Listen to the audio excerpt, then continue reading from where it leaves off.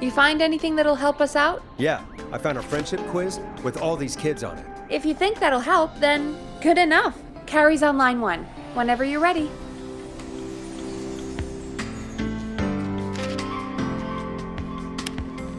Okay, Forrest, shut the music off. This is Forrest Nash, back again with an unlucky caller on this unlucky night.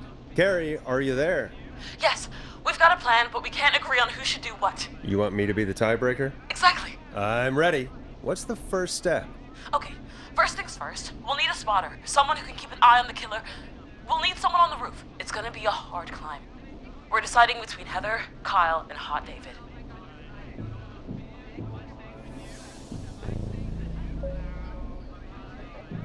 Heather's got this. Yes, Heather, he picked you. Now please, stop talking about all your cheerleading trophies. Part 2, the Whistling Man padlocked the gate back to the road. Before we drive out of here, we need someone to pick the lock. Seth, Jennifer, and Scott all want to do it.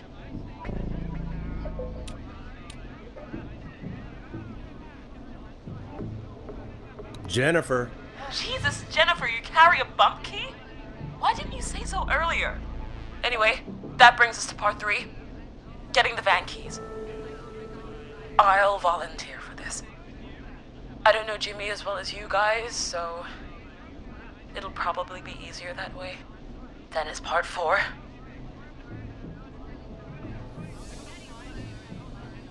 This plan is, well, it's ambitious. Thank you. You're doing great. What's the next part? Part 4, we need someone to lead the Whistling Man away. We need a fast runner. For this one, we're trying to decide between... Who was it again? Hot David, Cynthia, and Scott.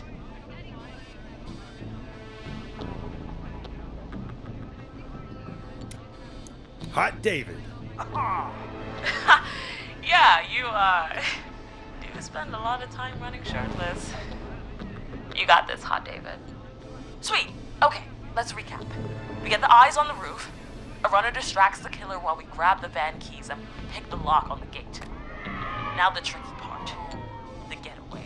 Ooh, what's the plan there? Well, we can't all outrun the Whistling Man. But he thinks we're just a bunch of stupid teens.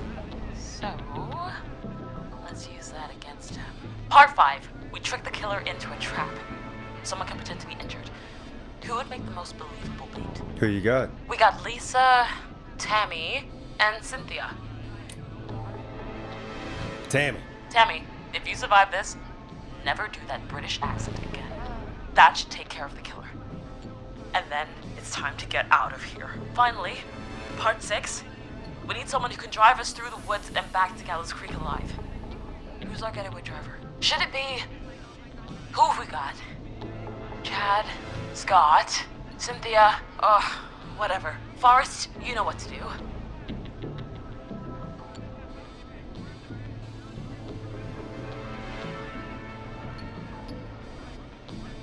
Scott. I know we all love watching American Skid. Yes, Yeah. Just do what they did in the movie. Thanks, Forrest. We'll just take a few seconds for ourselves, and then it's go time. Sounds good. Talk to you in a sec. Good luck, Carrie. That actually sounded like a pretty good plan.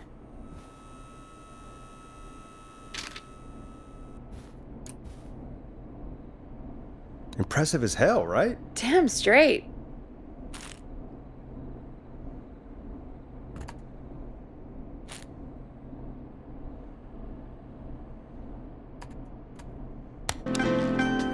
Oh, the kids are back already.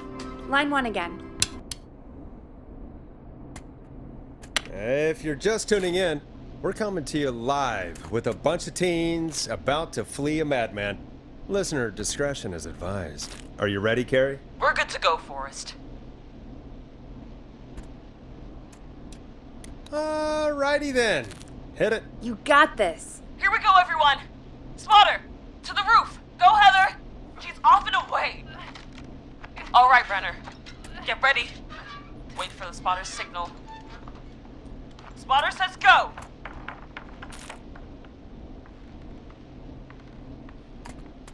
You took the bait. Lockpicker, go. I'll get the keys off Jimmy.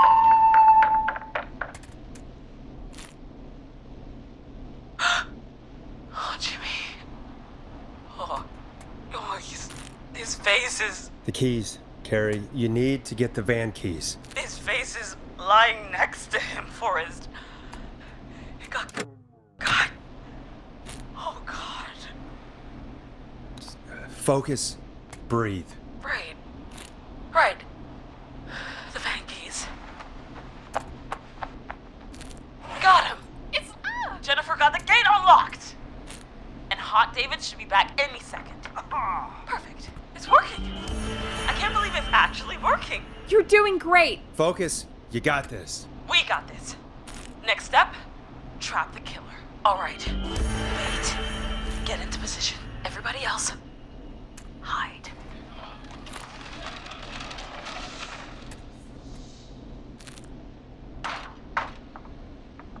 Okay, performer. Now, act like your life depends on it.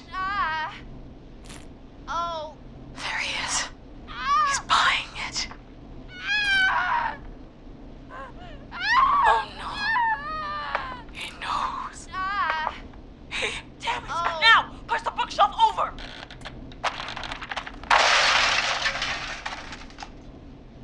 Oh my God, they both went through the floor. Spotter! You need to climb down now. We gotta go. She's coming down. Yes! Heather! Quick, everyone to the van.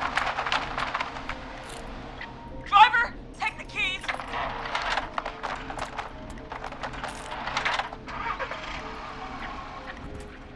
The damn gate swung shut.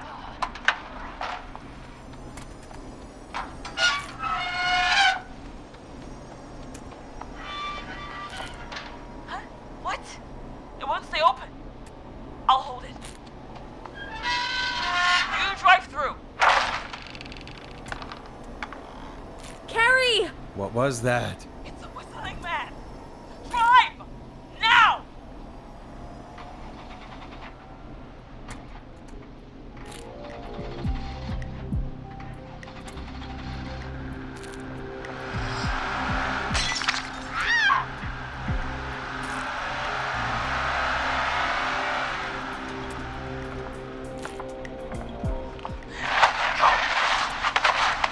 Let me go!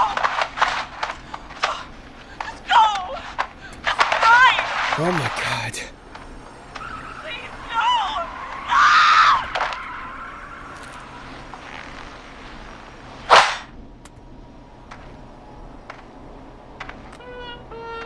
Carrie? He just stared at me. Carrie! Carrie? Just stared at me. And walked into the woods. I don't understand. Thank God you're okay. Can you get somewhere safe? I can make it home. Thank you both for helping. If you hadn't, It was your plan, Carrie, and it was a great plan.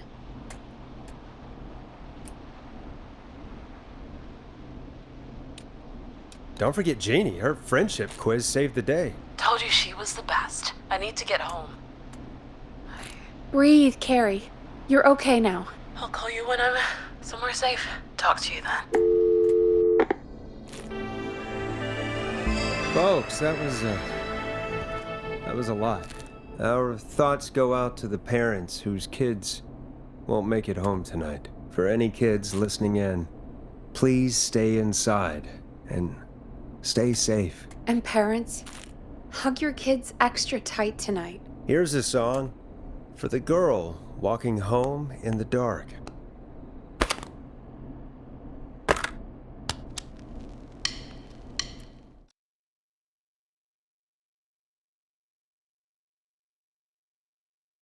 Hey, we had a call come in.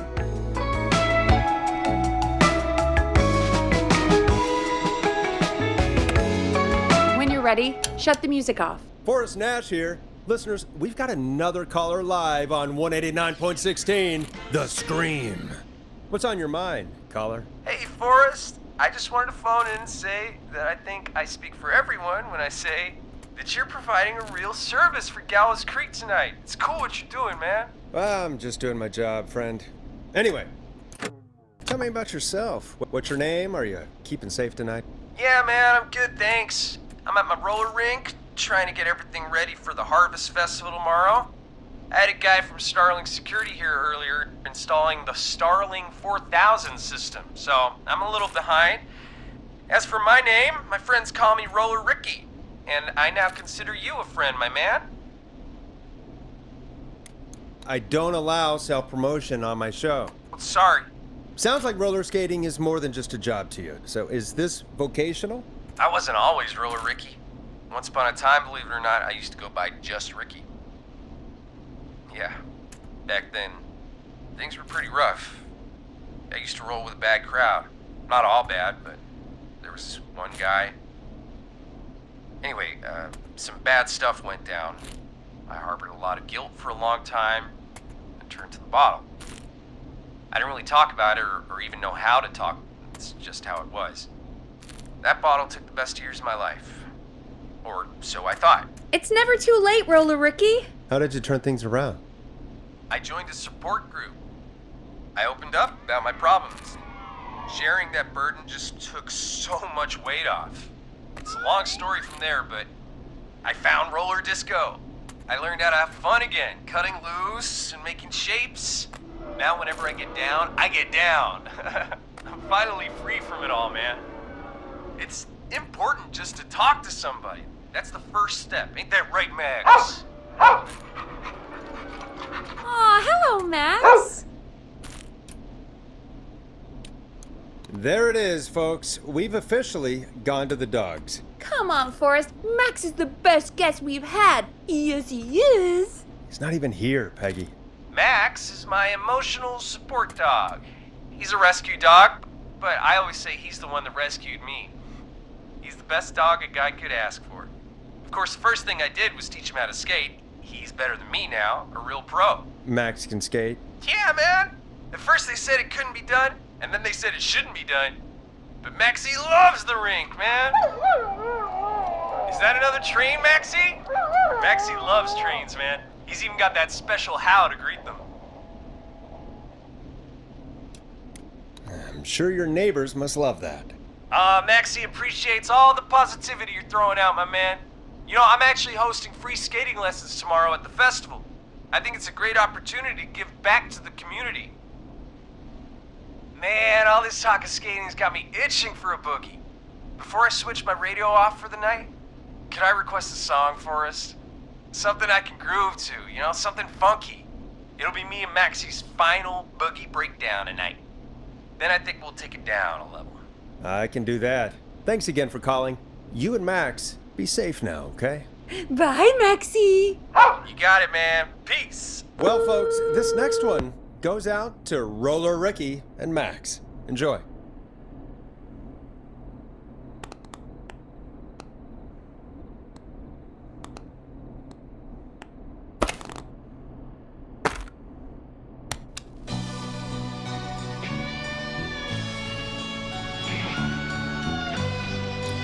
I really needed that call, you know, after everything.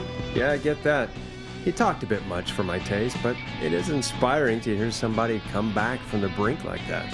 Yeah, that's what I meant.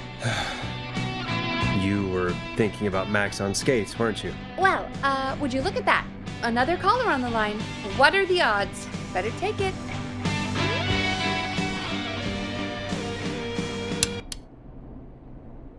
Welcome back to 189.16, The Scream. This is Forrest Nash. How are you tonight, caller? I'm doing okay. I made it home safe. Gary! Hey, I just wanted to thank you for doing what you could earlier. You know, even though not everybody made it, and, I don't know. Hey, it's okay. You were so brave earlier. You're safe now. I wanted to ask you why he didn't...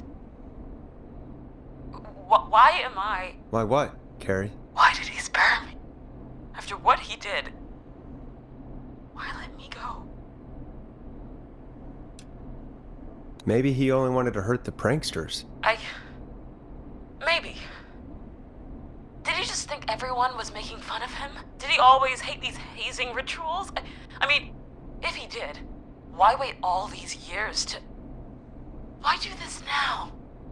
These stupid hazing nights have to stop. Carrie, you did so well tonight. Stay safe and rest. Help is coming to Gallows Creek. We just need to hold on. Thanks, Peggy. Hey, Forrest?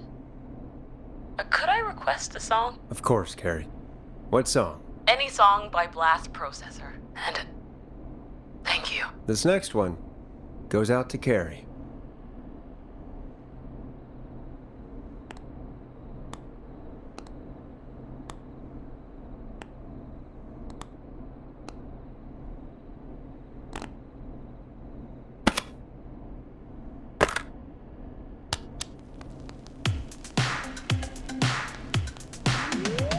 You know, what Carrie just said has really got me thinking. About what? The whistling man left her alone.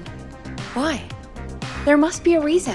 When it comes to masked whistling killers, I don't think a reason is a key part of their process. Well, it's something to consider. I need to take a break. If you want to stretch your legs, now's the time. Just hit the Peggy button when you want to get back on air.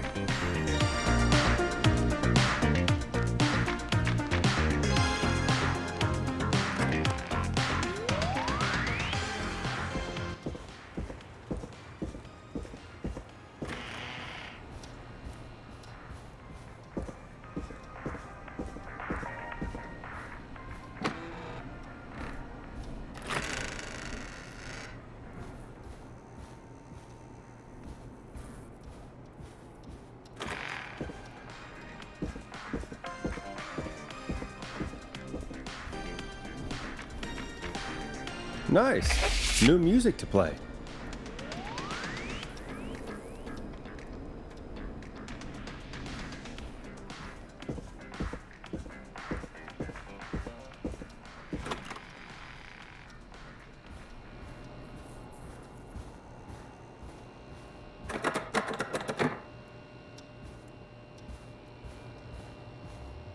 I'm not getting in there tonight.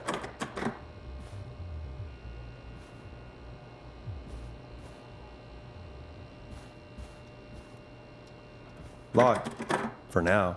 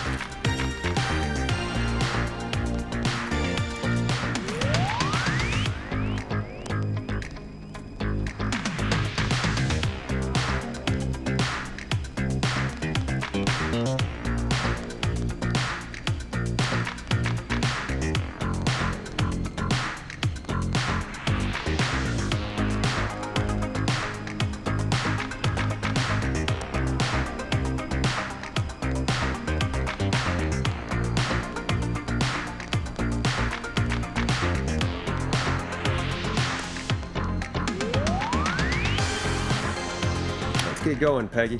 Alrighty, we could run another segment or scratch that, Forrest. We have a caller.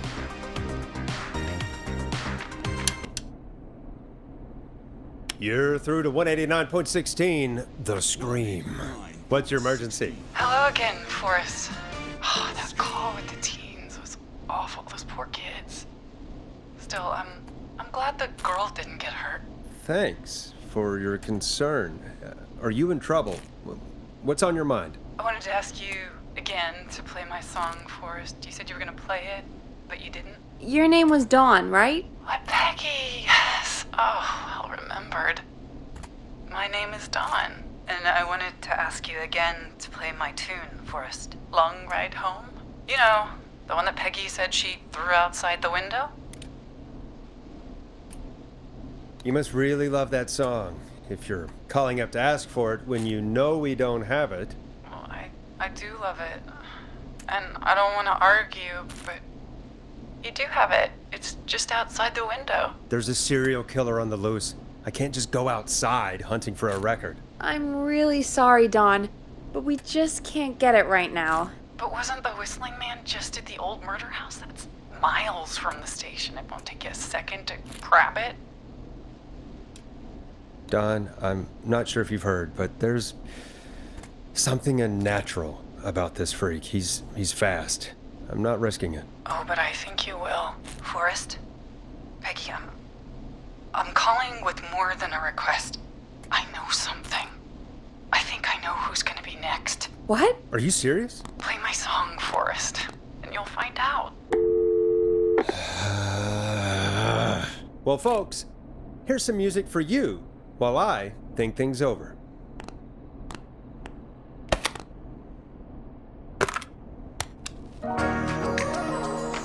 This is I'm Coming to Getcha by Vice. One of the best tunes this year. Is she serious, Peggy?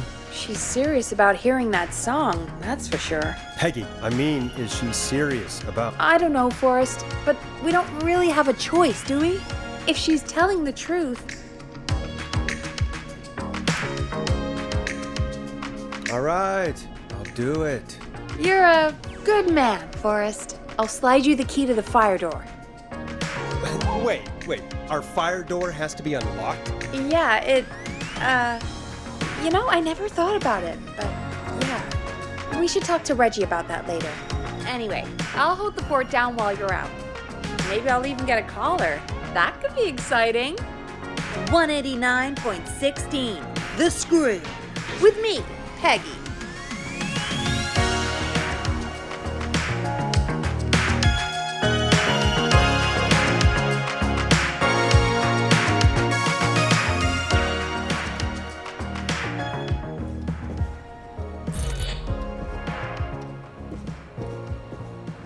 That's not opening.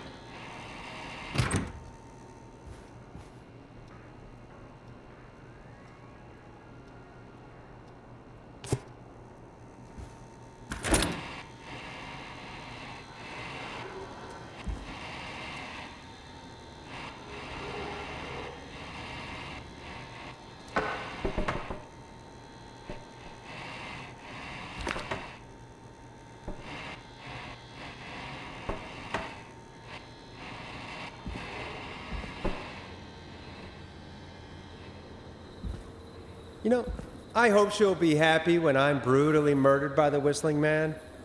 Out here, in the open, alone.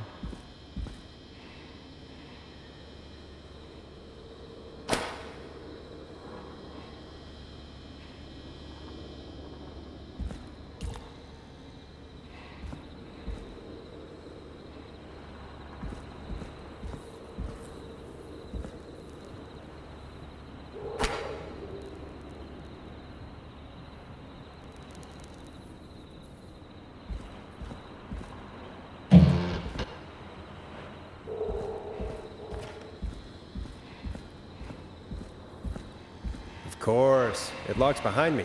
And of course the key doesn't work on this side. Fantastic. Maybe there's another way back in through the basement. A door, elevator, or something.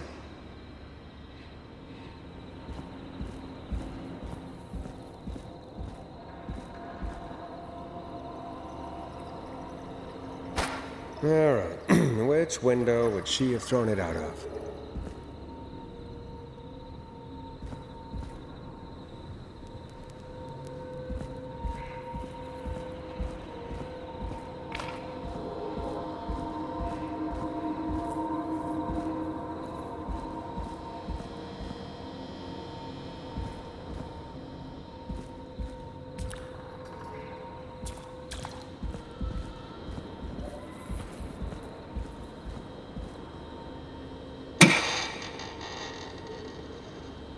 Looks like I'm gonna have to hunt around for some new fuses.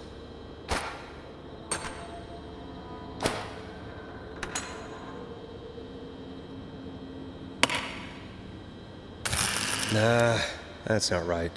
Do the fuses add up properly? Here it is. Long ride home.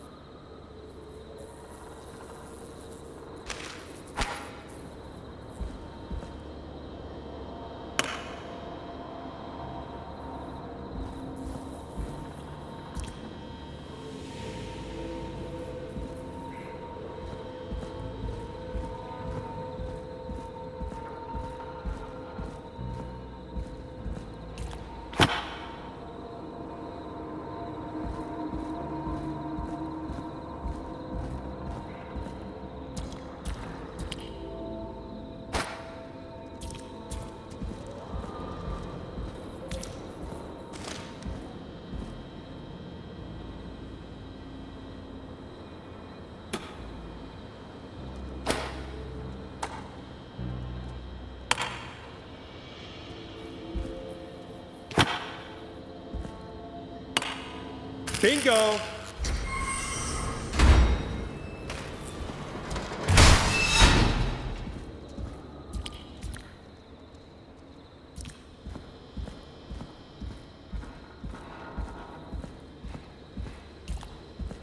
I could probably survive that fall.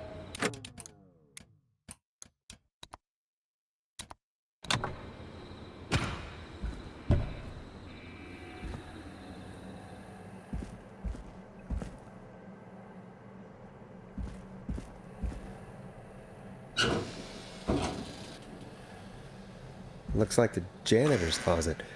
What did Peggy say his name was? Clive?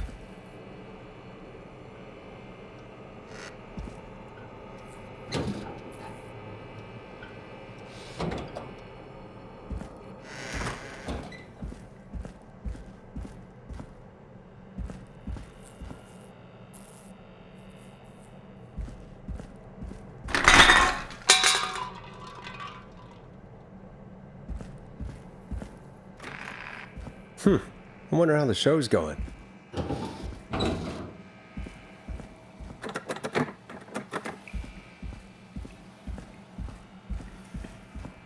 God, please let this be the last locked door.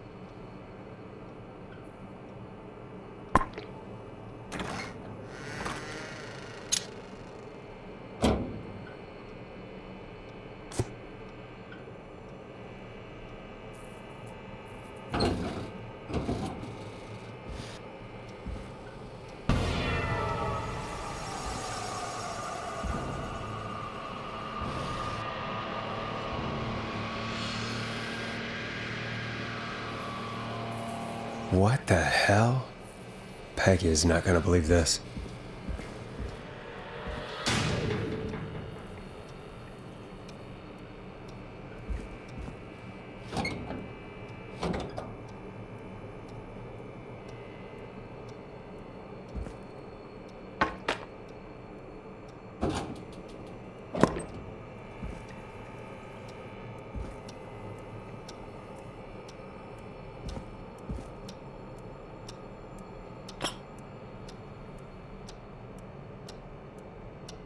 Ah, there's the beautiful key. I should be able to get back to the studio now.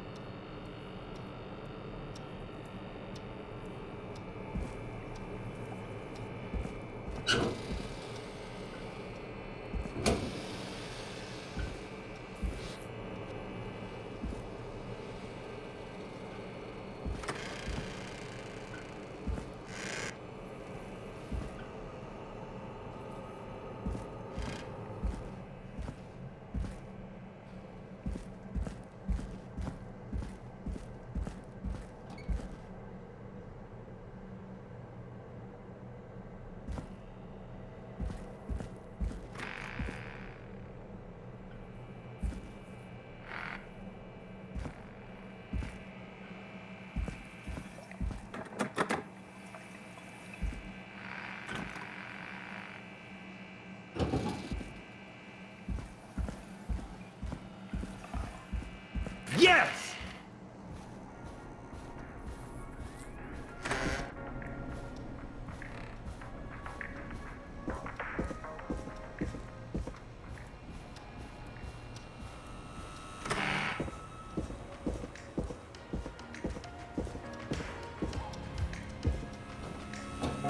Isn't that such a good song, folks? And now for... Jesus, Forrest, you've been gone for ages. I thought something had happened. Something did happen. Clive, the janitor, might be Clive, the murderer. What? Start from the beginning. The fire door.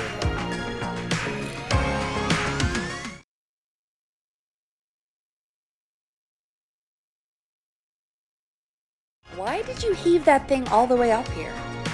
Because the basement's creepy as hell, and I don't like standing around down there. Fair. All right, let's run through this again. We have a creepy board you found in a creepy basement made by our creepy janitor who you think is the creepy whistling man. Yep. And on the creepy board are the names Chuck Brody, Kim Walker, Rebecca Allen, and Aunt Williams. Correct. And you think one of these people will be the whistling man's, Clive's, next target. That's right. And we've got to find them. You said there are 4 locations listed there too? The hospital, the power station, the gas station, and the trailer park. Clive must think the target is at one of those locations. Forrest, you're gonna have to figure out if any of the potential targets are at one of these locations tonight. Hit the button if you need any help.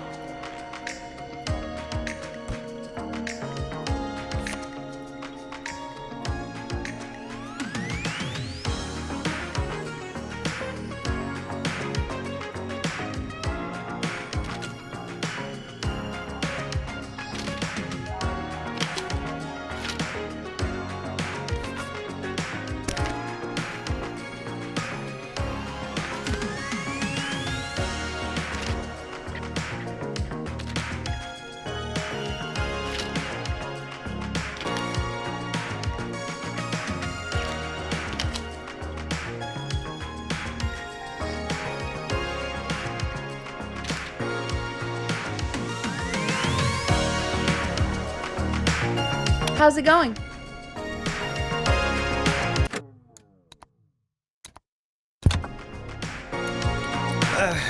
It's not going well. I could use some help. Okay, let's review the basics. We need to work out who the next target is. There's 4 locations, right? And 4 people. We need to figure out if anyone is at any of the 4 locations tonight. And if they are, we can call them and warn them. There must be some connections between the notes. That makes sense. Great. Need any more help?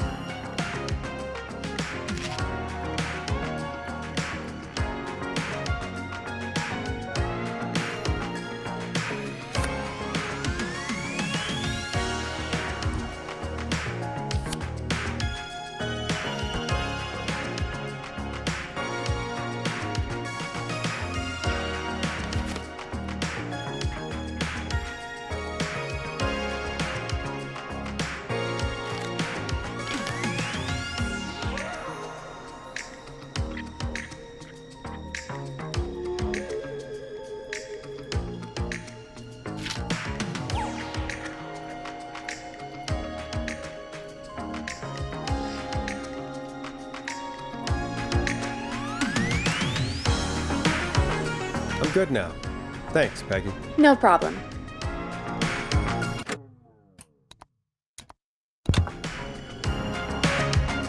How's it going? I'm ready, Peggy. Are you sure? We've only got one shot at this.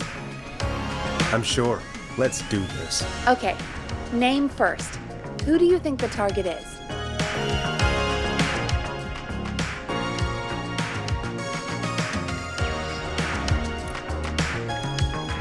Kim Walker. And where will I find them? The hospital. Okay, I'm dialing. One moment.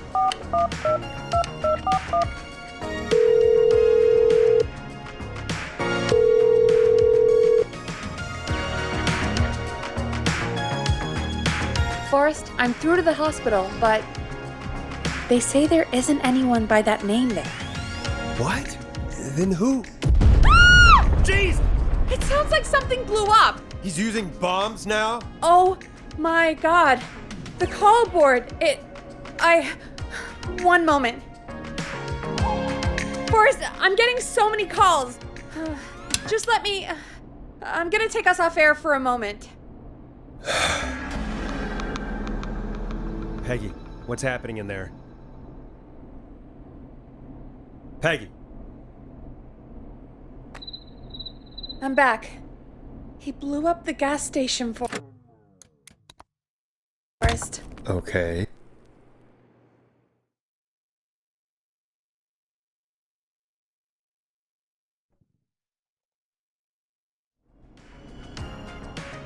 How's it going? I'm ready, Peggy. Are you sure? We've only got one shot at this. I'm sure. Let's do this. Okay, name first. Who do you think the target is? Chuck Brody. And where will I find them? The gas station. Okay, I'm dialing. One moment.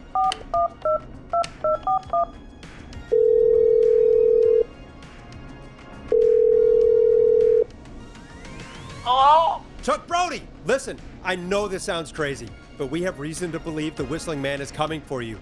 You need to get yourself and everyone else out right now. The Whistling Man? Who the hell are you? Who is this? This is Forrest Nash. Listen, the Whistling Man's back. We found a list with your name on it, and Oh God. It's today. The year I finally let myself forget.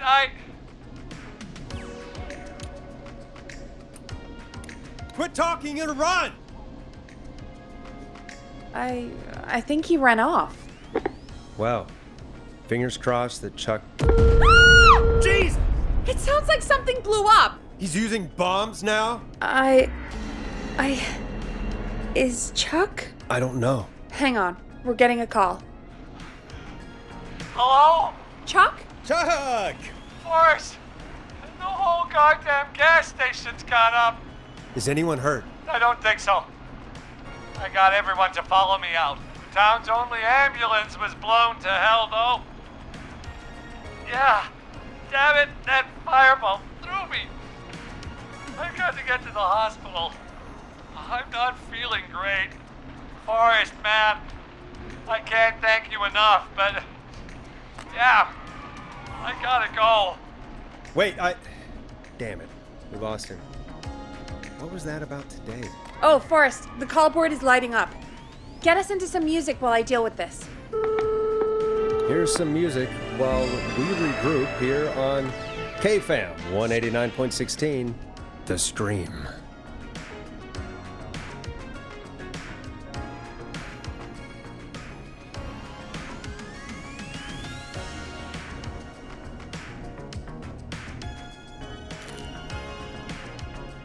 There's gotta be more in the basement to show us who Clive is targeting. And if that's the case, we can get ahead of him. Stop the killings before they can happen. Forrest, we need to go back down. By we, you mean me, right? Yep. Like I said, I need to handle all these calls. Maybe start with that creepy mannequin room you mentioned before. I still have a lot of questions about those, by the way. Me too.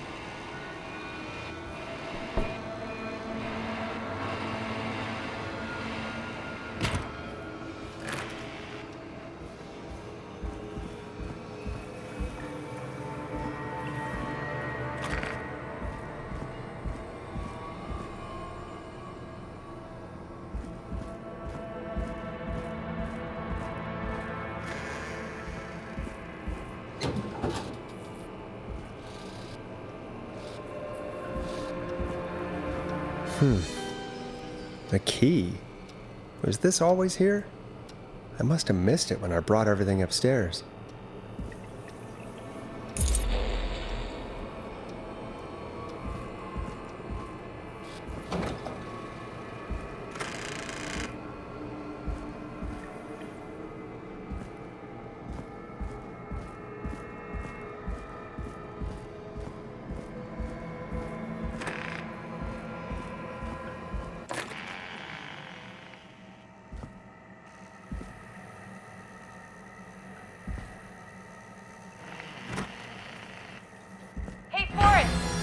give me some warning before yelling down the intercom? Sorry. Buzz the intercom when you find something and want to discuss it.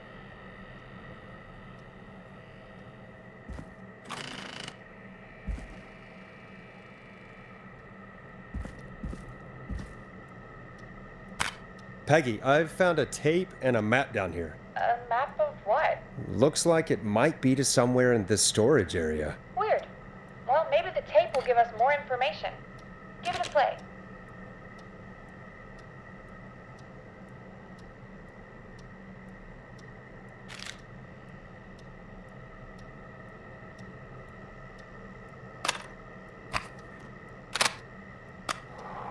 George Barrow, 1968. That's when this all began for me. Follow the maps, find the tapes. I'll be waiting. Wait, George Barrow? We all heard that he drowned after a night out drinking. Was this actually Clyde? Has Clyde really been the whistling man for that long? He says I need to follow the maps and find the tapes. I guess that's what this map is about. I think we need to see what else is hidden down here. Be careful, Forrest. Keep looking. Buzz the intercom when you found something.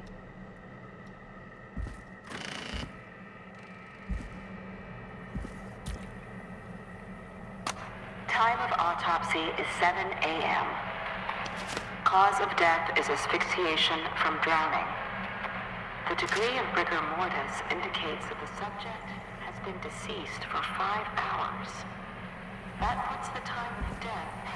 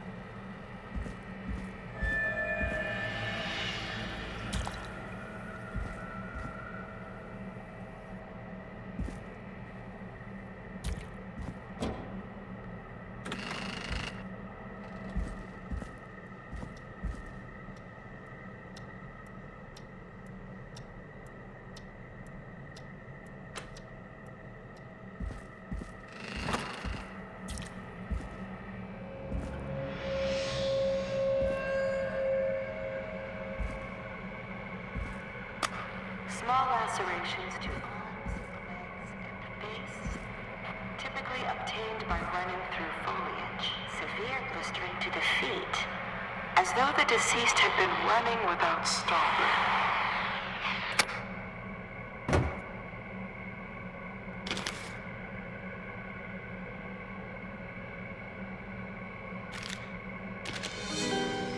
This looks useful.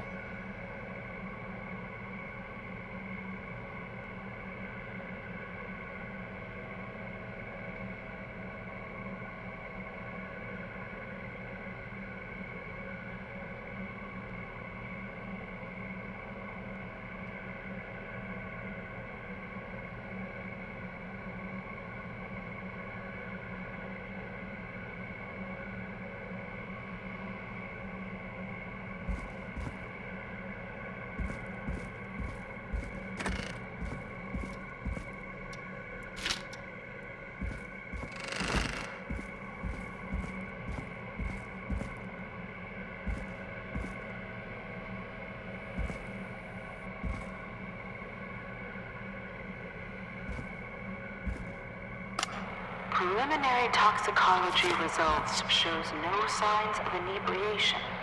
However, a high amount of cortisol was found, indicating elevated levels of stress in the immediate moments before death.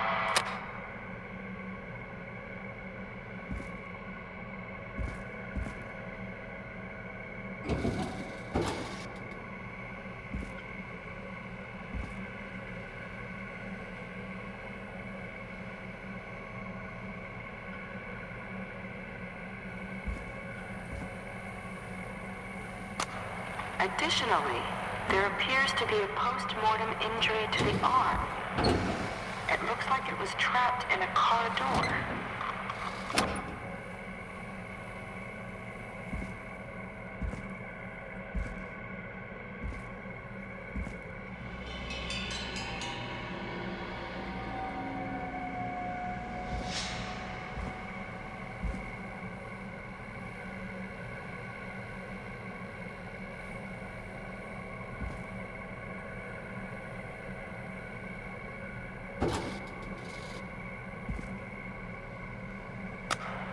It is the coroner's opinion that the subject likely feared for his life and was chased, resulting in a fall from a height into a body of water Now this where he has hit to his be head, important. was knocked out, and drowned.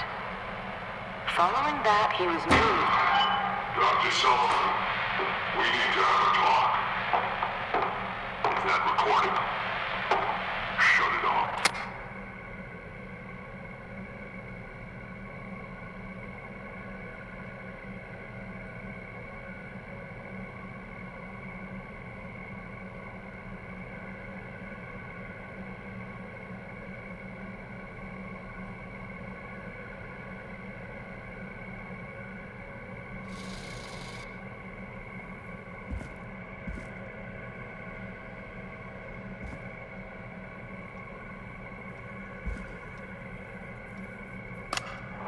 If you're listening to this, then I'm probably dead. What the? I'm a man who likes to stay informed. I've got subscriptions to newspapers all over the country. A few weeks ago, I noticed headlines cropping up in those papers, one after the other. Each headline about a murder. Each murder, the death of someone I knew almost 20 years ago. And each one drawing closer to Gallows Creek, drawing closer to the anniversary. None of us are innocent, but I don't think we deserve killing.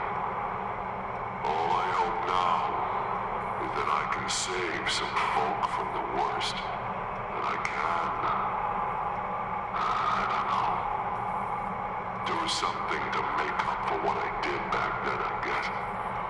I didn't kill anyone, mind you, but that's past mattering. Now, there's more I could say than I should say, but my employer made it clear that my family would pay a high price if I ever spoke out.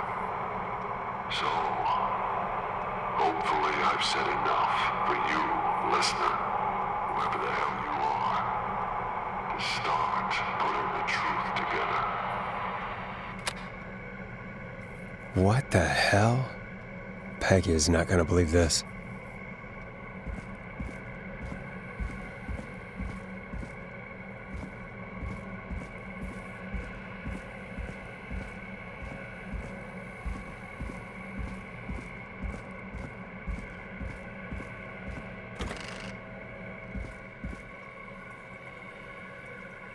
What have you found, Forrest? It's an autopsy tape. Doesn't say for who, but I think it must be for George. Poor George. He was so young. Something's bugging me, Peggy. What do you mean? I swear I recognize the voice of the woman talking on the tape. I just can't place it.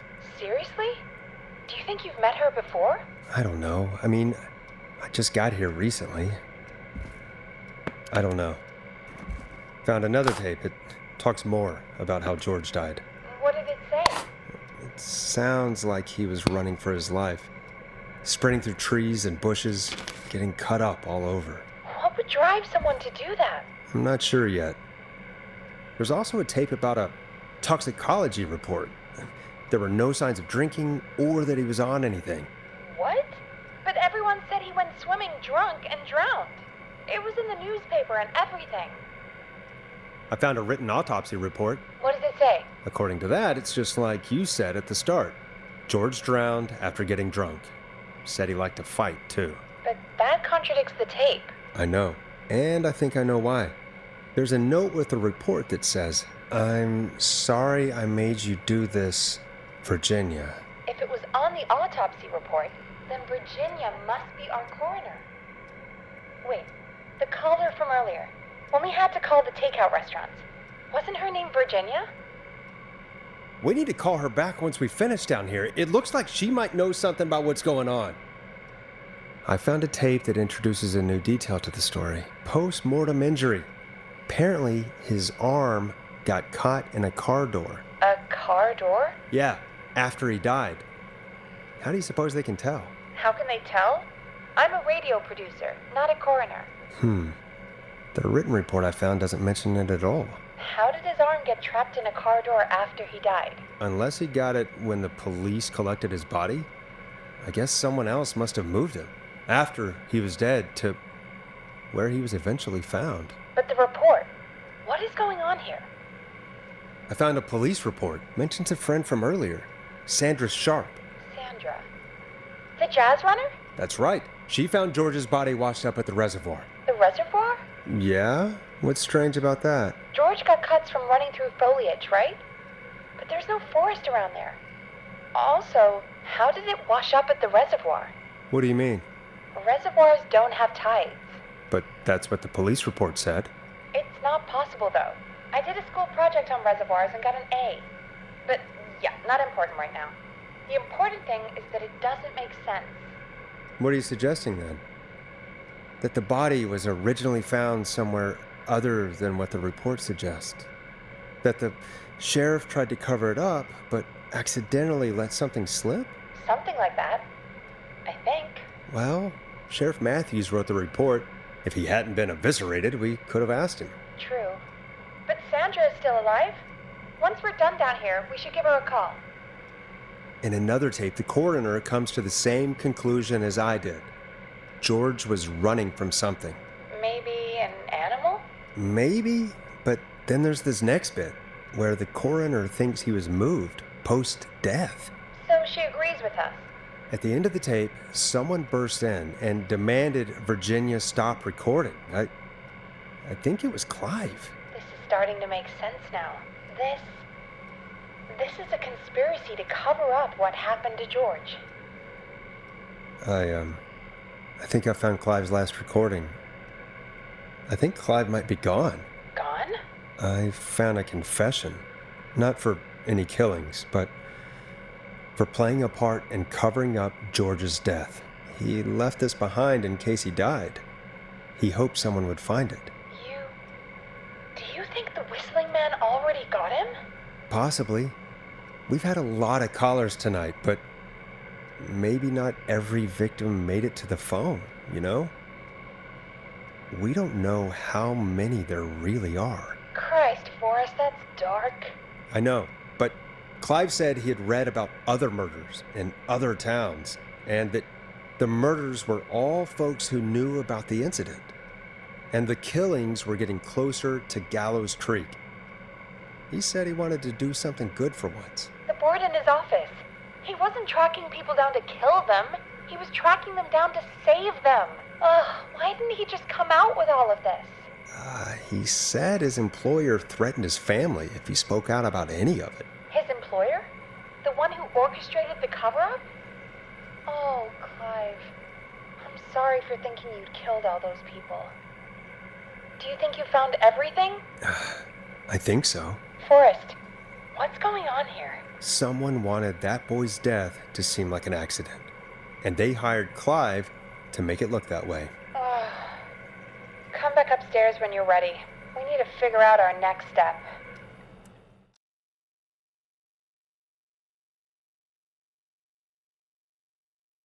Thank God you're back, Forrest. I've been running out of stuff to pad our airtime with. Peggy, you work in radio. Forrest, I'm stressed. I mean, really, how are we supposed to keep a show going with all this happening? This is our job, Peggy. We gotta do it. You're right. So, what's the plan now? I think we should call Virginia back. All right, I'll get her on the line. Okay, Forrest, shut the music off. Hello again, Gallows Creek. This is Forrest Nash. We're circling closer to the truth behind tonight's events. To this end, we're calling back one of our earlier callers, Virginia Sullivan.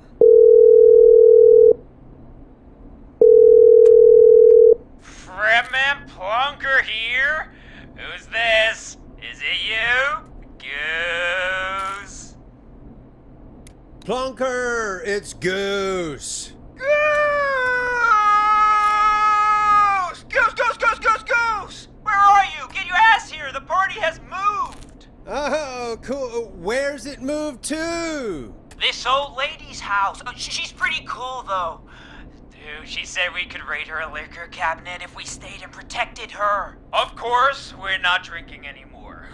We're staying sharp in case that whistling turd turns back up. The old lady might need our help. Of course, man. Of course. Hey, could you put me on with the old lady? You know, to check if it's cool for me to drop by. Oh, there's that Goose respect we love. I'll grab her now. Hello? Is this Goose?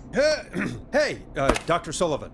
Who is this? Hey, Virginia, it's Forrest. I'm glad you're still okay. Oh, Forrest. Sorry, I'm still jumpy.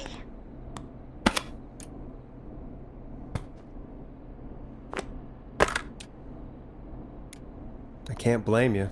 I'd be jumpy too. I'm so sorry this happened to you, Virginia. I thought I was. I thought. Easy. We're not calling to talk about earlier. We're calling because we think you can help us understand why this is happening tonight. Me? What would I know? Well, can you think of any reason why you'd have been targeted? No, I don't think so. All right. When you were attacked earlier, you mentioned a name. Clive. I don't know what I said then.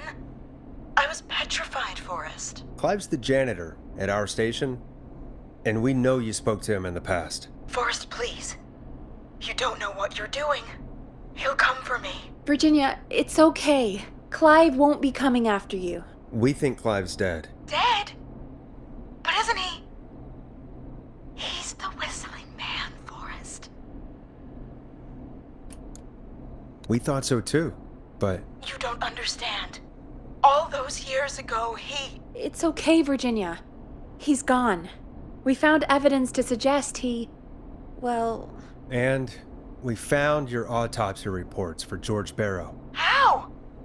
I saw him destroy them. Well, he didn't. I don't know if he kept them or made copies or what, but we found them. And we know it's related to what's happening tonight, which is why we called you. Why did you write a false report? All right. One day, I came into work to find a boy on my slab. And as I finished the autopsy, this man, Clive, he just burst in. And he started making demands to give over the reports, to falsify what I found. Of course I said no. But, well, when someone wants to make you do something, they can use the carrot or the stick. For me, he used both. You see, my sister is sick. She has a chronic condition that's never going away. It's expensive to treat, and it was getting to where I couldn't afford it. And Clive promised me that his employer would pay for my sister's treatment if I did what he said, and that if I ever spoke about this, he'd beat me to within an inch of my life. I don't know why he had me do it, but my sister needed me. You have to understand. She needed me. We understand. Thank you, Virginia. That was brave. God, I just want this nightmare to end. This will help end it, Virginia. Thank you. Stay safe, Virginia.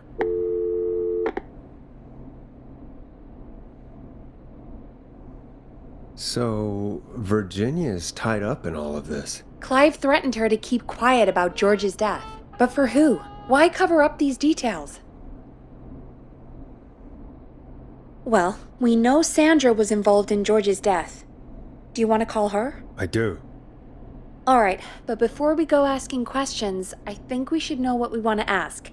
Is that fair? Yeah, we need to ask her about finding the body. She was the one who discovered it, but something just doesn't add up. 100%. She knows more than she's saying. I wonder what she's hiding. We'll hopefully find out soon. Anyway, just be careful when you're talking to her. Don't push too hard. We don't want her to hang up. I'll be careful. Alright, calling her now. Hopefully she's at her jazz studio.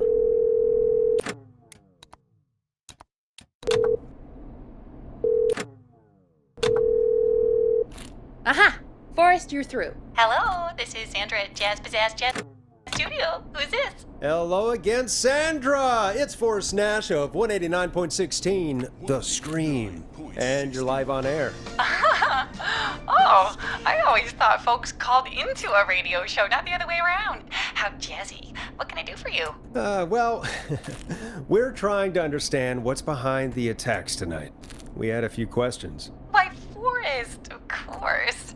Heck, after the way you saved my life, I'd say yes to just about anything you asked. Really? Well, that sounds nice. I might just call you back tomorrow then, too. You got my number.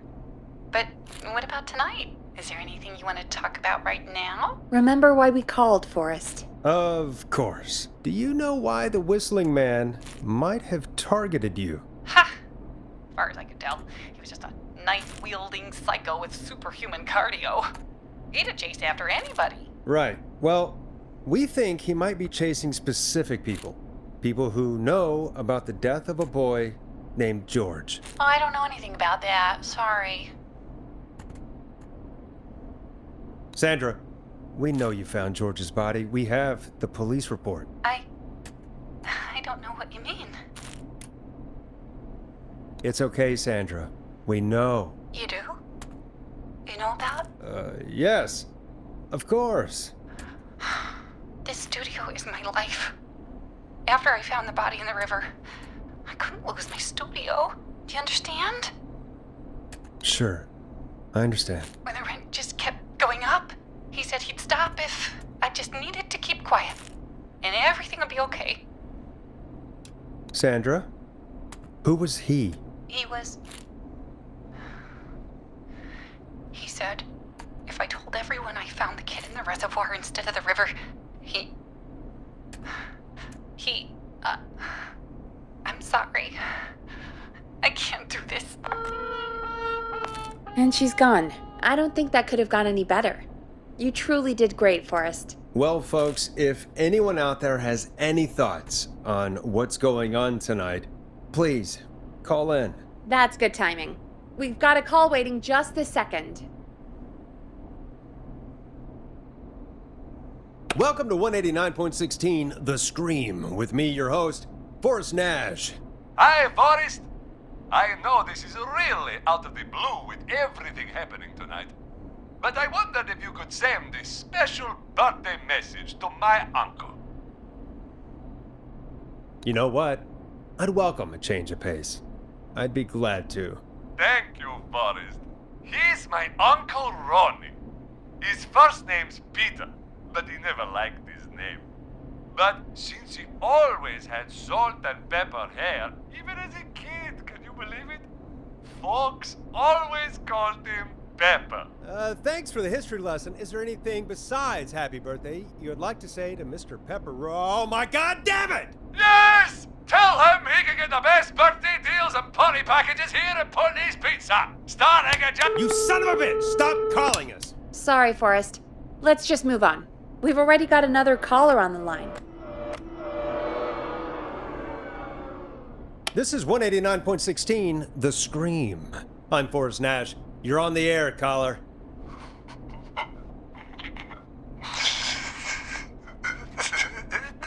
Caller.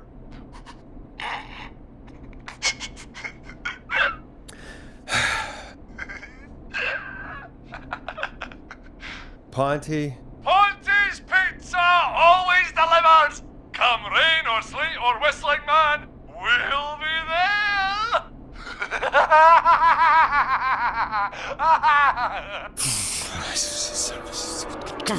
Forrest? Forrest? Are you okay?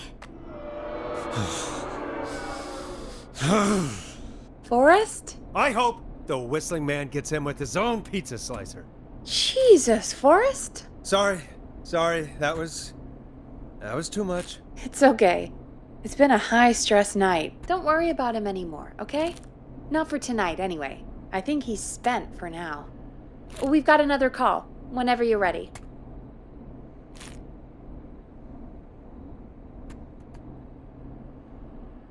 Folks, don't spend your money at Pawnee Pizza. That's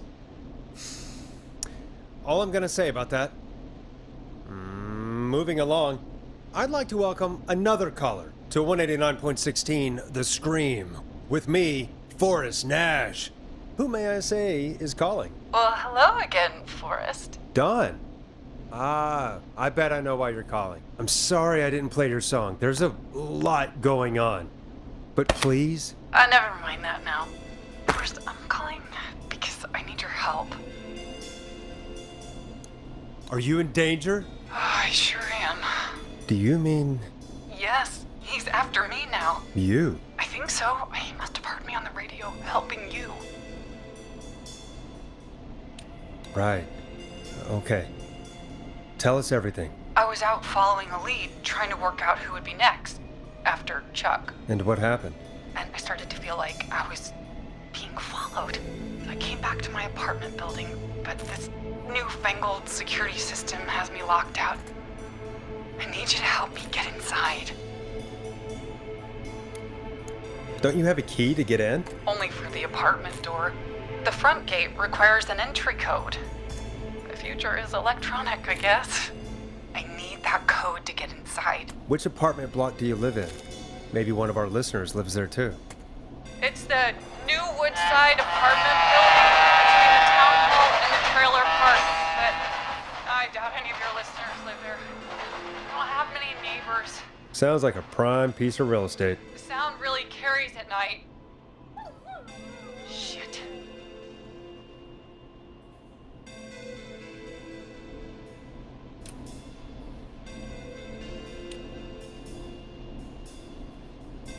Is that a neighbor's dog? Yes, it is. Boy, I wish he'd muzzle that thing and... Oh. And now he's blasting David Scopo out of his window. This night can't get any... Don't listen to him. He's coming down the street. I don't think he's serious. Forrest, please. I need your help. I need the code for that security system, or I'm gonna die. What's the name of the security system? There's a sticker on the box. It says Starling Security 4000. There's a keypad, and it looks like it wants a 6-digit number. Starling Security 4000, huh? That's right. Very newly installed. I need the key code before the Whistling Man gets me. Yeah, of course. Don't worry, Don. Thank you, Forrest. I knew I could count on you. I'll sit out of sight. Call me back soon. All right, folks. Here's a little tune for you all to enjoy while I try to break Dawn into her apartment.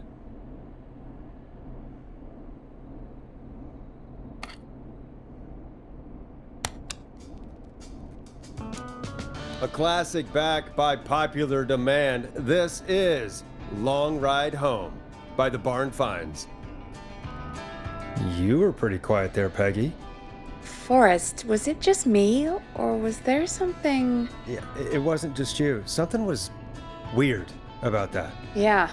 Well, tell you what, we have a Starling 4000 or whatever here at KFAM. Clive bought one for the station. Maybe we can find something to help. Well, I'm not sure who, but to help someone.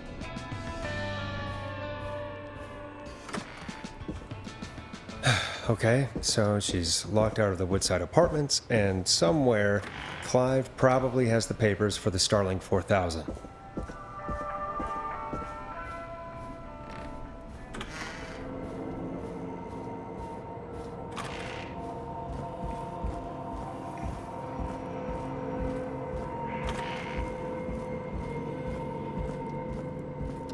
Starling 4000 user manual. Ah, these codes should come in handy.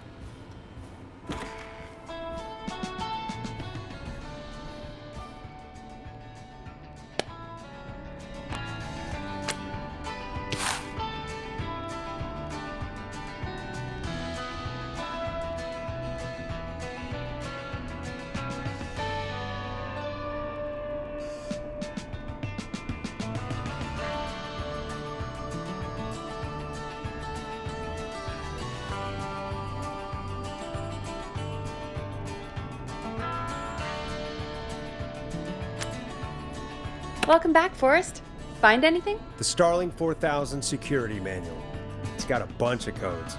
Good. And did you find anything else? Nothing except the manual. All right. Well, I'll get Dom back on the line then, Forrest. I'll let you take it from here. Thanks, Peggy. When you're ready, shut the music off. Line 1, whenever you're ready. Don, are you there? This is Forrest Nash from 189.16, The Scream. Oh, thank God you're back. I was so afraid. What's the code to the gate? The code is 715914. Thank you, Forrest.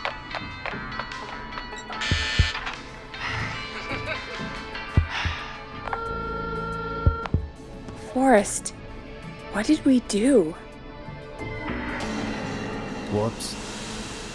Maybe that wasn't. Forrest, there's another call coming in. Evening, caller. You're live on... Forrest! The psycho's somewhere in the roller rink, dude. I just saw a shadow. And... Goddamn, how do you even get in?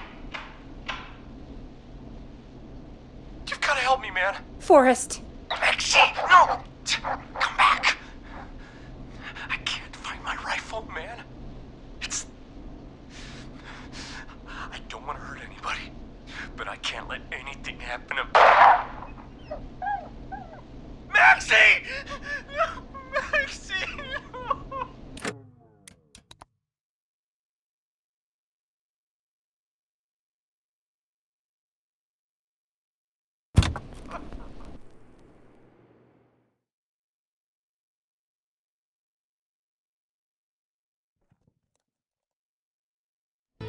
Forrest.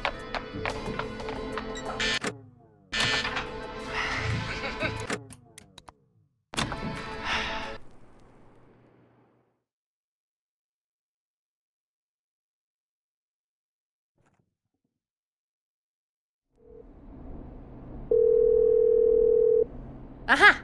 Forrest, you're through. Hello, this is Sandra at Jazz Pizzazz Jazz Studio. Who's this? Hello again, Sandra! It's Forrest Nash of 189.16, The Scream. And you're live on air. Oh, I always thought folks called into a radio show, not the other way around. How jazzy. What can I do for you? Well, we're trying to understand what's behind the attacks tonight. We had a few questions. Why, Forrest, of course. Heck, after the way you saved my life, I'd say yes to just about anything you asked.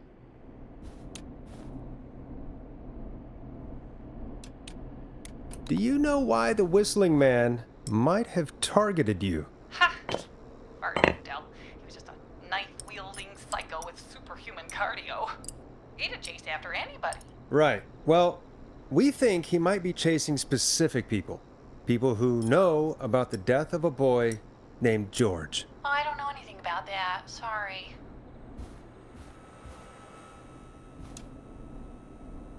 Sandra, we know you found George's body. We have the police report. I don't know what you mean. It's okay, Sandra. We know. You do? You know about? Yes. Of course. This studio is my life. After I found the body in the river, I couldn't lose my studio. Do you understand? Sure. I understand. When the rent just kept going up, he said he'd stop if I just needed to keep quiet. And everything would be okay. Of course. We understand. I mean, it's not like I killed him. What was the harm in saying I found him in the reservoir instead of the river? Right? Right? I'm sorry. I can't do this. And she's gone. I don't think that could have gone any better. You truly did great, Forrest. Well, folks, if anyone out there has any thoughts on what's going on tonight, please call in. That's good timing. We've got a call waiting just this second. Welcome to 189.16 The Scream with me, your host, Forrest Nash. Hi, Forrest. I know this is really out of the blue with everything happening tonight. But I wondered if you could send this special birthday message Teddy to Gallows my aunt. Jr. is a family man, a devout You know what? Christian, I'd and a welcome a proud change of patriot. pace.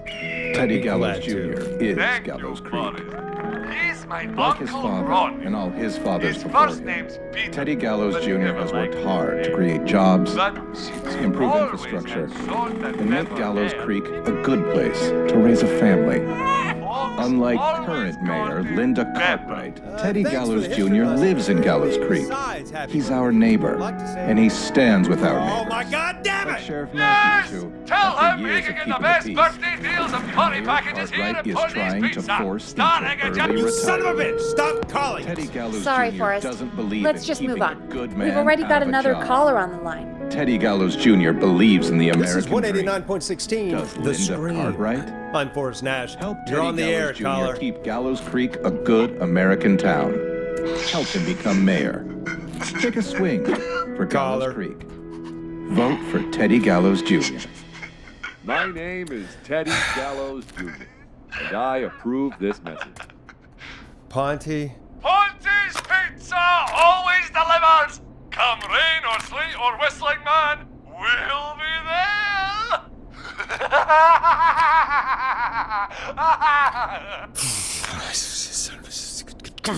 Forrest? Forrest? Are you okay?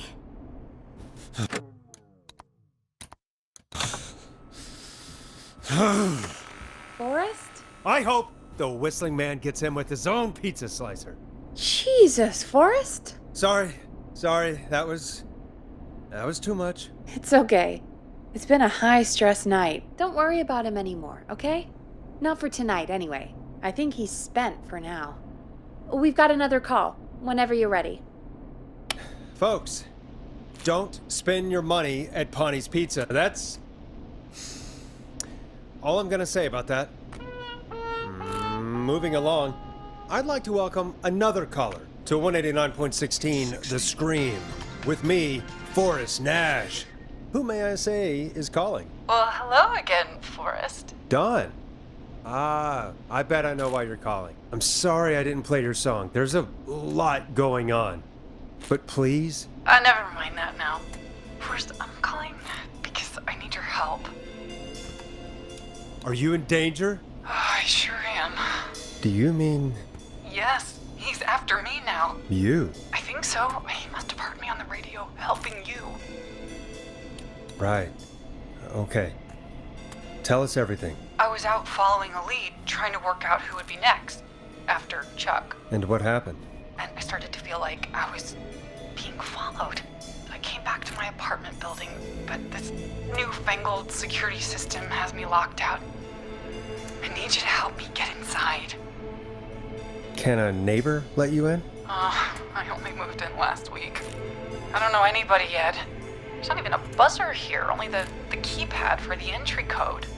I need that code to get inside. Which apartment block do you live in? Maybe one of our listeners lives there too. It's the new Woodside apartment building between the town hall and the trailer park, but I doubt any of your listeners live there. I don't have many neighbors. Sounds like a prime piece of real estate. The sound really carries at night. Shit. I'm guessing you're not a dog person. No, I'm No, it's my neighbor's dog. Boy, I wish he'd muzzle that thing and... Oh. And now he's blasting David Scopo out of his window. Listen, I can't get any...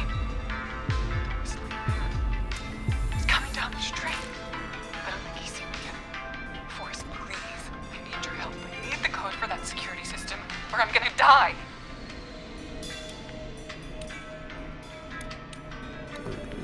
What's your neighbor's name? I don't know my neighbors, remember? Please, I need to get in. What's the name of the security system? There's a sticker on the box. It says Starling Security 4000. There's a keypad, and it looks like it wants a 6-digit number. We'll see what we can do. Thank you, Forrest. Yeah, of course. Don't worry, Don. Thank you, Forrest. I knew I could count on you. I'll sit out of sight. Call me back soon. All right, folks. Here's a little tune for you all to enjoy while I try to break Dawn into her apartment. You were pretty quiet there, Peggy. Forrest, was it just me, or was there something... Yeah, it wasn't just you. Something was weird about that. Yeah. Well, tell you what. We have a Starling 4000, or whatever, here at KFAM. Clive bought one for the station. Maybe we can find something to help. Well, I'm not sure who, but to help someone.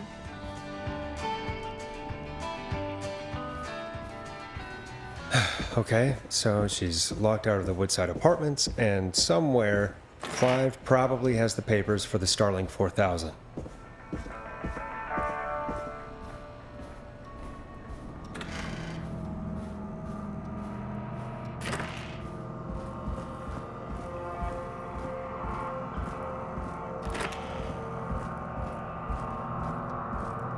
Starling 4000 user manual. Ah, these codes should come in handy.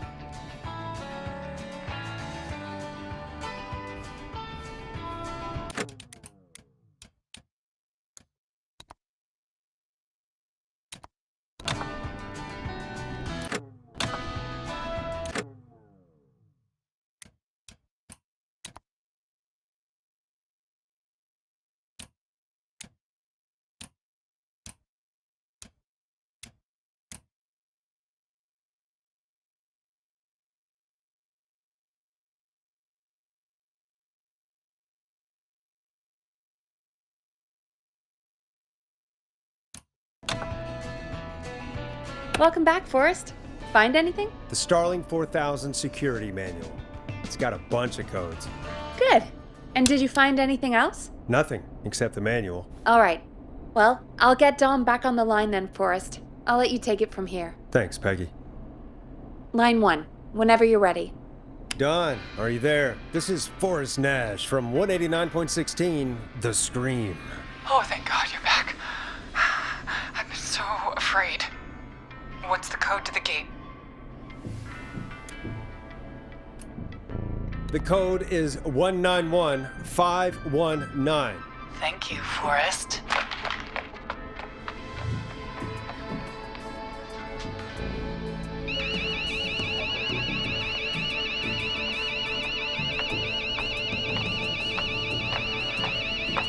Son of a bitch. Ah!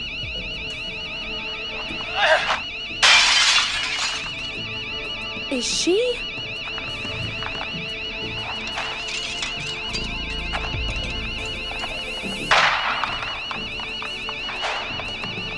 Yeah, stay out! Nobody disrespects the sanctity of the ring! Don't ever come back here again! I'm calling the cops! Ricky, get back inside and turn on the radio. Whoever that was, she was trying to break into the ring. She? Forrest, man, you got no idea. That was him. That was the Whistling Man. The alarm gave me just enough time to get my rifle. I don't like hurting folk, but I can't let anything happen to Maxie. He's my best friend, you know? Listen, man, I'm heading back inside. Gonna barricade that window. My man, thank you. You and Peggy can skate for free whenever you want, forever. That's a done deal. Thanks, Ricky. Can't wait. You got it. Talk to you soon. Okay, Gallows Creek, here's some music while we process what just happened.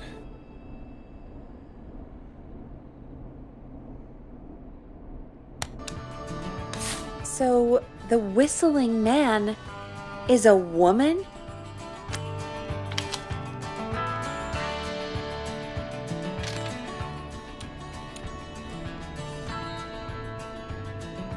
I had my suspicions. Yeah, sure, Forrest. You just never mentioned it. She called up. You spoke to her multiple times.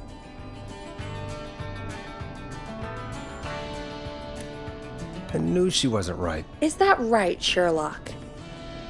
Why do you think she requested that song? To get me outside? Maybe, but how? She didn't know the song was outside to start with. That's right. She never actually attacked me out there. So? What now? I guess I should make an announcement. We do have new info. Okay, kill the music and you can make the announcement. Okay, you're live in 3, 2... Hey folks, this is Forrest Nash here. I hope you're all safely locked inside. For those of you listening to that last call, you might be wondering what to make of it all. Here's our take. We now believe the killer is actually a woman, one who might manipulate you into letting her in before she attacks you. We're neighbors. Look out for each other and stay safe. The killer was calling themselves Dawn. This could be a fake name. If anyone needs help or you have info on the killer, please call in. You folks have my new number, right? It's 911. Hopefully, our next caller can help shed some light on our killer. Hey, we had a call come in. Okay, folks, time to take a call. You're through to Forrest Nash on 189.16, The Scream.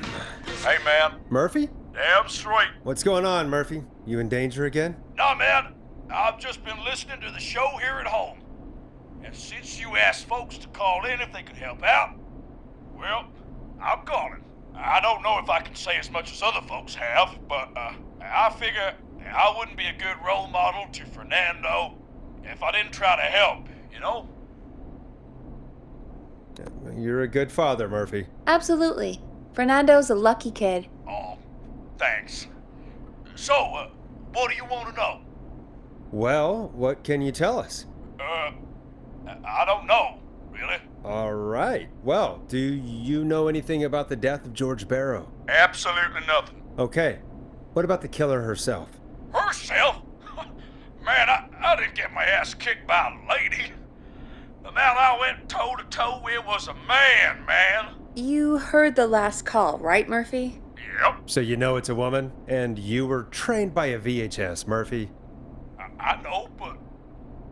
Man, how could it have been a woman under that mask? Let's just move on. Do you know anything about the history of the Whistling Man? No, sir. Tonight's the first time I ever heard of him. What? I moved here 3 years ago, man. What do you want from me? Hey, man, no worries. Just thank you for trying. Right. Sorry I couldn't help y'all more, man. Now, if you'd have asked me about gators... Forrest, we have a call coming in. Sorry, Murphy. I think that's all we've got time for right now. All right. I'll catch y'all with the gator talk later. Night. Well, folks, that was a bust. But perhaps our next caller has more they can tell us. Let's find out.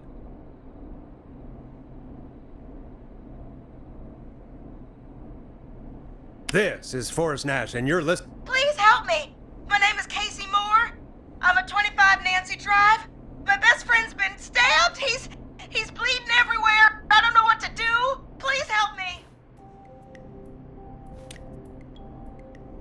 Somebody's been stabbed? Can you tell me what happened? We'd been out at the reservoir. We were heading back to his place when we heard this whistling all of a sudden. He just started freaking out. He screamed at me, told me to hide. I'd never seen him like that, and I just panicked and ran and hid in a bush. Oh no. Forrest. Then what happened? He went up the road and talked to someone.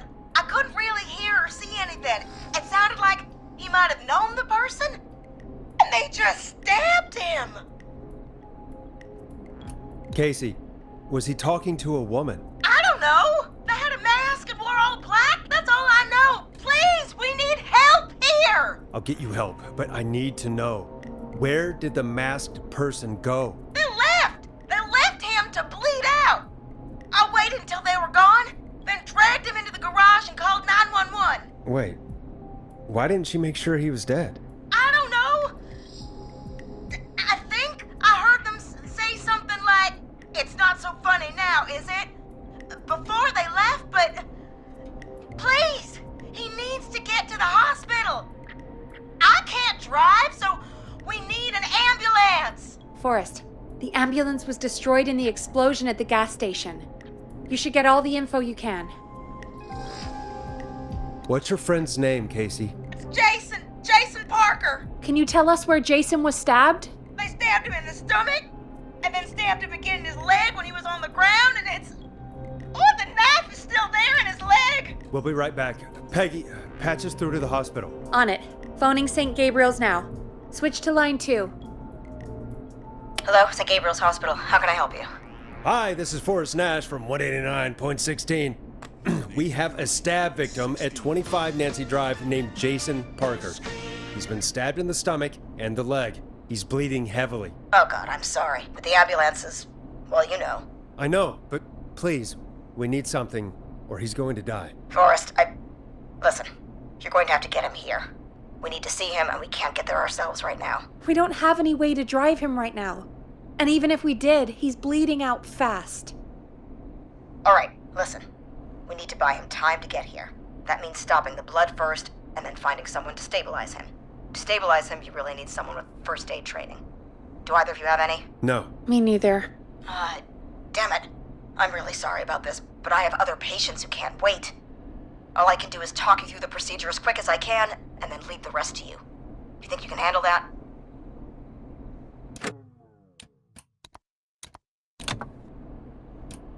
Hit me. I'm sure we can handle it.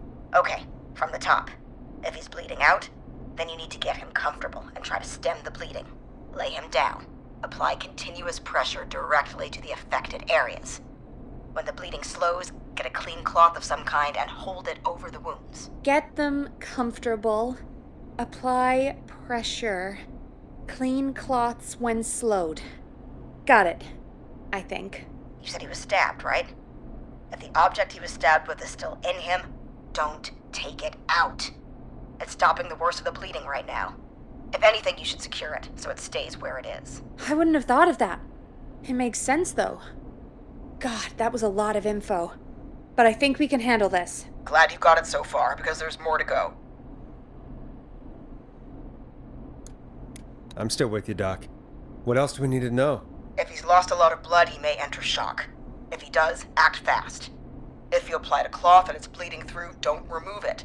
Just apply another on top of it. If it's safe, elevate his legs to get blood circulating to his vital organs. Try to keep him warm. Get him to rest and reassure him. We need the patient to stay calm. All right, don't replace bandages, elevate his legs, keep him warm and calm. This is a lot. I'm really sorry. That's as much as I can give you right now. Try to stop the bleeding. Find someone to get him stabilized and get him here as quick as you can. Good luck. All right, Forrest. Casey's still on line 1.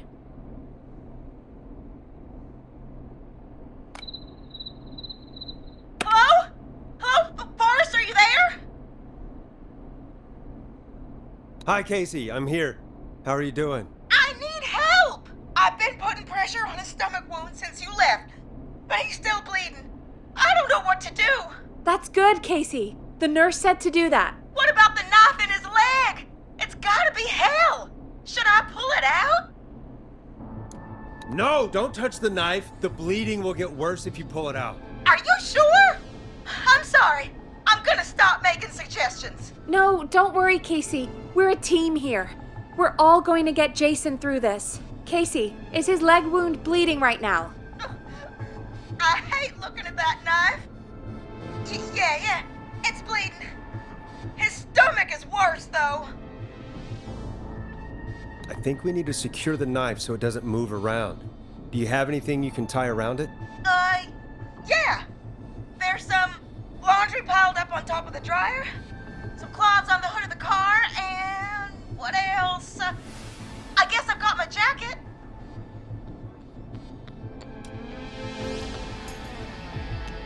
Take the cleaning rags and hold them over the wound. I really hope these are clean. Here we go. I'm sorry, Jason. It's secure. I'm putting pressure on his stomach again. I'm starting to think we might make it. Forrest, can I have a word? Casey, I'm gonna have a quick word with Peggy. Keep putting that pressure on and let us know when the bleeding is under control. You're doing great. But what if something happens? We'll still be here. Just shout if you need anything, and we'll be there. I promise. Okay. I'll wait.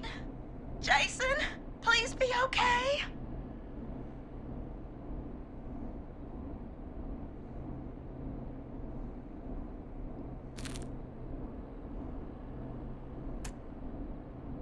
What's up, Peggy? We can't stay on the line with her all night. Dawn is still out there. What if other people need us? You're right. She's probably on her way to her next target right now. Exactly. And you heard the nurse. We need someone there with training who can stabilize him. He's got to get to the hospital somehow. Any suggestions, Peggy? I might. A little before you started working here, KFAM did a mandatory first aid training course. Me and Karen missed it because we were away on a producer getaway. You skipped it, didn't you? Never mind. So, how does KFAM's first aid course help us? Casey said they're at 25 Nancy Drive, right? Yeah? Why? They put up a bunch of cheap houses around there about 10 years ago. So a bunch of people here at the station live around there. Do you think any of them could help Casey and Jason? Probably, but I don't know who lives there. And since I missed the training day, I don't know who knows first aid. Could you call them and ask? I don't know everybody's numbers. I've only ever called Karen. Everybody's personnel info is probably in Reggie's office. Got it. I'll look through their files in Reggie's office. It's a life or death situation. I'm sure they won't mind. Right. But there are a couple of problems with that. Go on. It's sensitive information, so Reggie probably locked it in his safe. Great. Do you have any idea what the combo for the safe could be? Not a clue. Reggie's a serial note taker, though. Maybe something in his office will give it away. Right. There is something else. I'm not gonna like this, am I? Have you ever heard, the future is floppy? Peggy, what the hell are you talking about? I'm talking about floppy disks. Floppy disks are like these futuristic things that have information on them. You put them in a computer and they do something. Peggy, I know what a floppy disk is. Anyway, Reggie decided that the future is floppy and started phasing out our physical records and replacing them with these floppy disks. I imagine it's the same for our personnel files. That's good to know. Since we haven't heard anything from Casey, I'm guessing Jason's okay for now. I'll check out Reggie's office and see what I can find. You'll need a key for that. I'll just slide it under my door now. Thanks, Peggy. I'll just have to look around.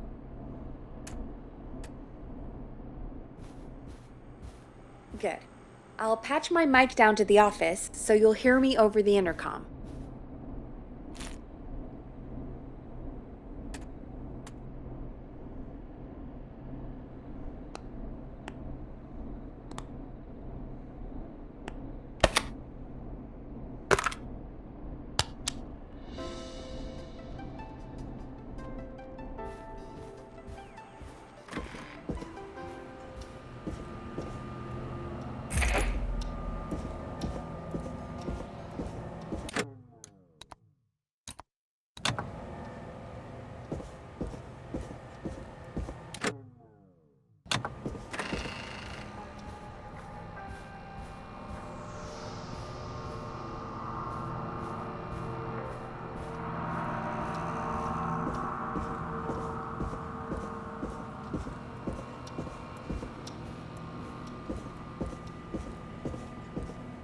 Locked tight.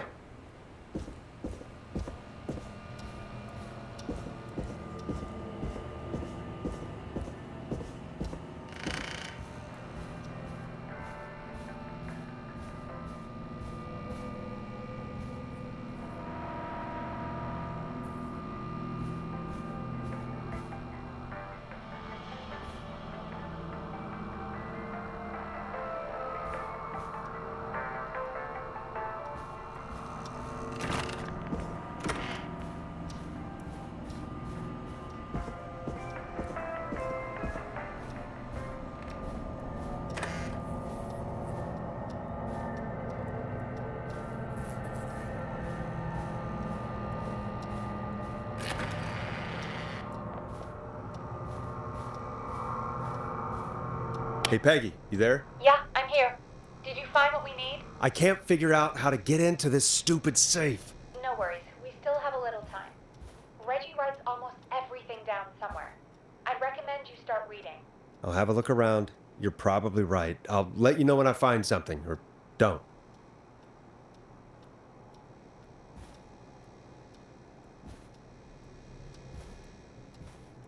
Looks like I need a 4-digit code.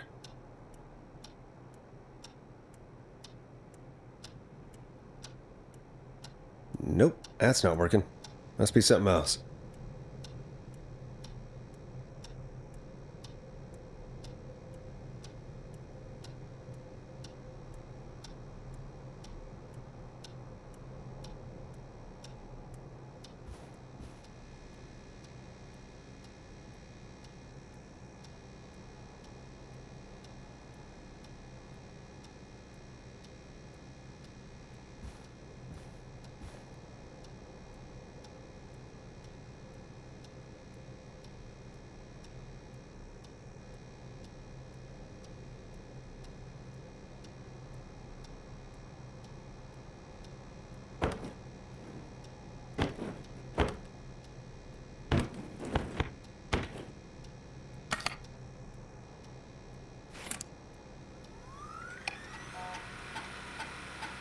Could this be it?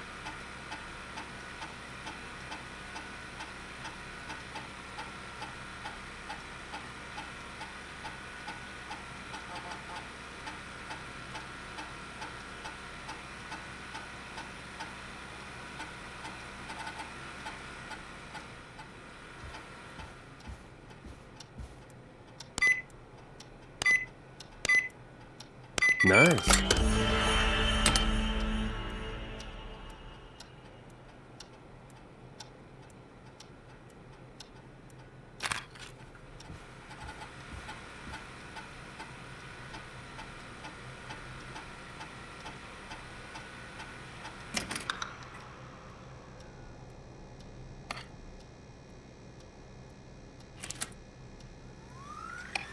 Get a load of this, Peggy. Apparently, I'm a lone wolf type. Forrest, what are you doing? We don't have time for this. We have a man literally dying on the line, and you're more interested in you. You're right, I'm sorry. I need to focus on possible candidates.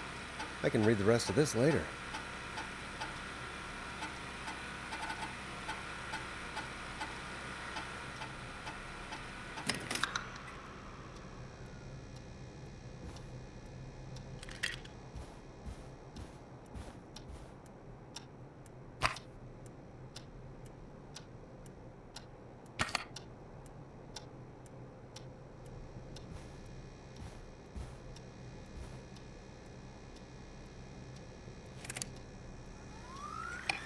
Hey, Peggy. I think Reggie's on to you and Karen. Maybe don't bring those little drink umbrellas into work for a while. What? Why are you reading my file? You need to find someone who can help Casey. We already know I can't. Don't waste time. You're right. I'm sorry. I need to focus on possible candidates. I really shouldn't have read both. We're in a hurry.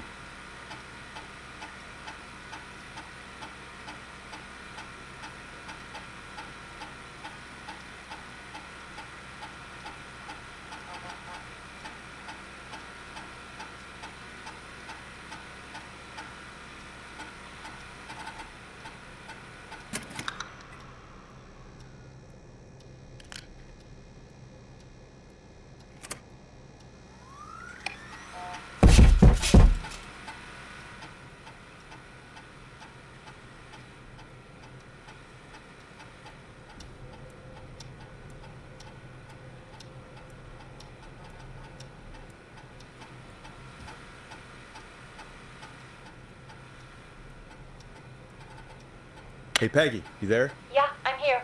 Did you find what we need? I got the safe open, but I'm not sure what I'm supposed to be looking for in these files. We need to know who can do first aid, and we need them to be close to Nancy Drive. Anything further away than a street or two is probably too far. Anyone who ticks those two boxes is our best bet. Got it. I'll take another look at the files. I'll let you know when I find something, or don't.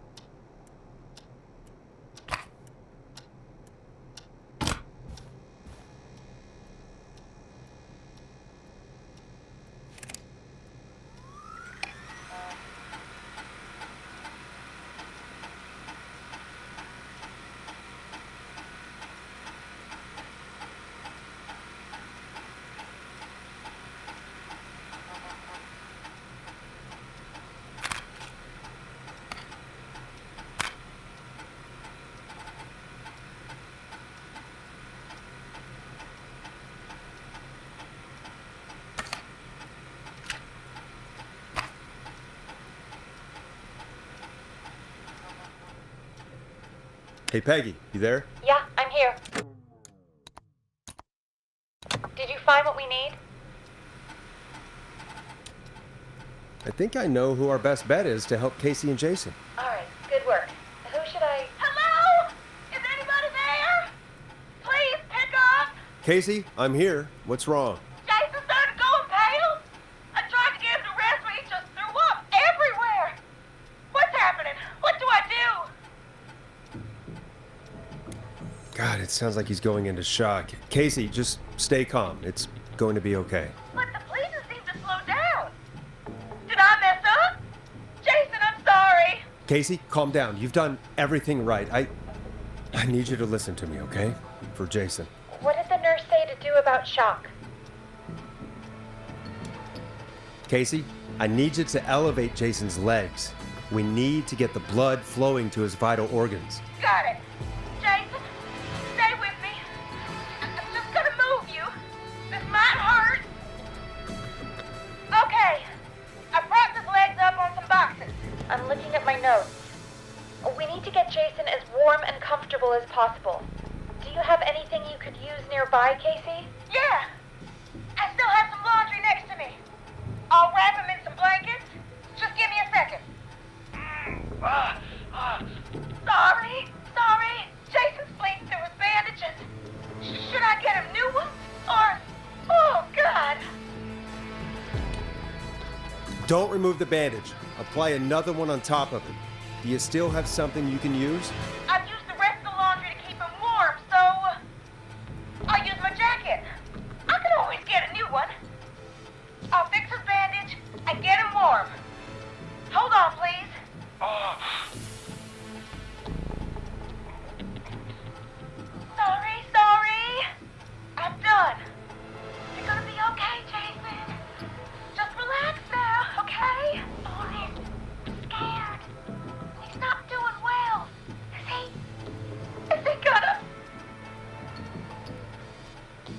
Jason is going to be fine.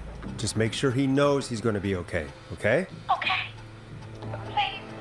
I can't give him what he needs. Please, help. I can't lose him. All right, Forrest, we need to hurry. Jason doesn't sound like he's doing too well. You said you knew who to call earlier? Who was it? We need to call John Hedges. He lives on Nancy Drive. He didn't really participate in the first aid training, but he's a former war medic. He's probably the most trained person we have. Really? I never really spoke to him before. A war medic, huh? Yeah, and according to Reggie's notes, John keeps all of his old equipment at his house. He's something of a hoarder. All right. What's his number? 5420735. Calling now. Let's hope he picks. Who the hell is this calling me? What time is it? John, it's Forrest Nash here at KFAM. We have an emergency and we need your help. Forrest? If this is a work emergency, then it can wait until the goddamn morning. Just leave me a note like everybody else. A man has been stabbed by the Whistling Man, or... Never mind. He's lost a lot of blood, and he's passed out. We need you to help him. The Whistling Man? What kind of joke is this? John, we're not kidding. A man is gonna die if we don't help him right now. Seriously? I haven't been called on for over 10 years. Where's the patient? What's his condition? He's at 25 Nancy Drive. I think we got his friend to stem the bleeding, but he's gone into shock. He's passed out right now. You say he was stabbed? Do you know the extent of his injuries? From what we were told, he has 2 major stab wounds. One to the stomach and one to the leg. The knife is still in his leg, and the stomach wound is open. Understood. Let me grab a few supplies and I'll head right over. Damned if he dies on my watch. Thank you, John. We'll let him know you're on your way. Good luck. Hello, Casey. Are you there? How are we doing? Bad. Jason seemed really weak and then just started thrashing. What about now? Is he still thrashing? He's passed out. Please tell me you found someone to help. Casey, help is on the way. My colleague will be there soon. You hear that, Jason? Someone is coming. You're gonna be just fine. Just hold on for me, okay? Just hold on. Come on. Hello, Casey. John Hedges. I'm here about Jason. Please let me in. I'm guessing that's Jason there. Casey, I'm gonna need your help. Forrest, Peggy, don't you two worry. We've got this from here. Okay. Forrest, we'll call you back later. I have to go now. Good luck, everyone. God, I hope he's gonna be all right. And with that, the show moves on. We're sending our best wishes to Jason. Well, after all that excitement, I think we could use some music. Come back upstairs when you're ready.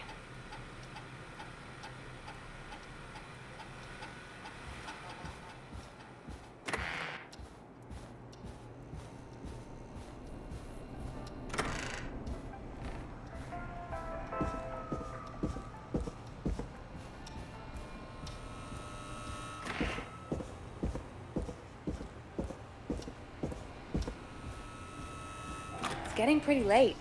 This might be your last break for the night, so try to enjoy it. Give me a buzz when you want to go back on air.